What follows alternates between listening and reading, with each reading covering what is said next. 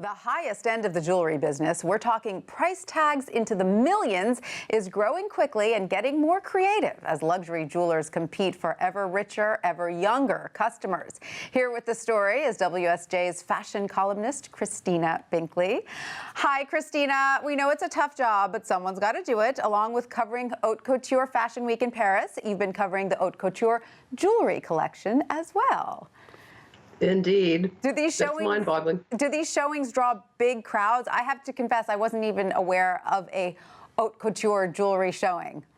Yeah, well, there's a reason for that. They draw the opposite of large crowds. This is a business that's sold in very quiet, private appointments.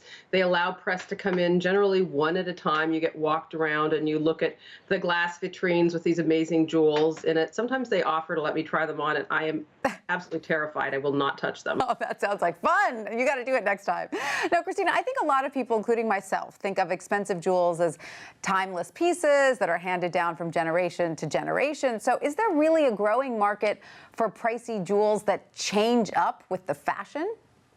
You know, believe it or not, there is. And one of the things that shocked me was some of the new styles of really insanely colorful jewelry is in right now. And we're talking about necklaces that cost $6.5 million, right? These are they're not whim purchases, but people still want to be stylish who are in that sort of the crowd that wears $6.5 million necklaces. Absolutely. All right, let's get to the good stuff, the jewels themselves. Let's start with what Bulgari was showing.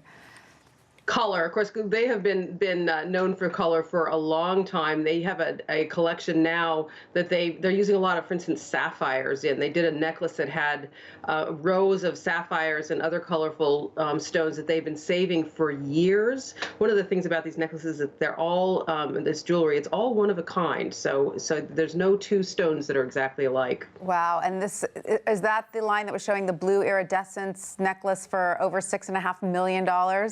Exactly. The blue is the sapphires. Wow, sounds gorgeous. And what delights did you see at DeBeers?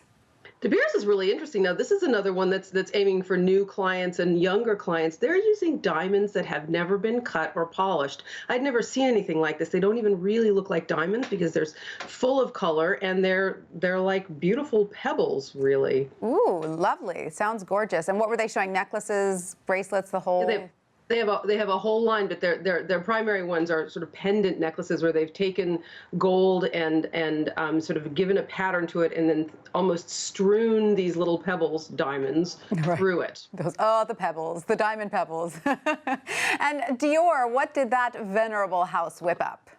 You know, they were inspired this year by, believe it or not, textiles and ribbons. So you can have a many $million-dollar necklace that sort of lies along your neck as though it were a ribbon full of gemstones and amazing diamonds. Oh, gorgeous. That is some ribbon. And what about Piaget?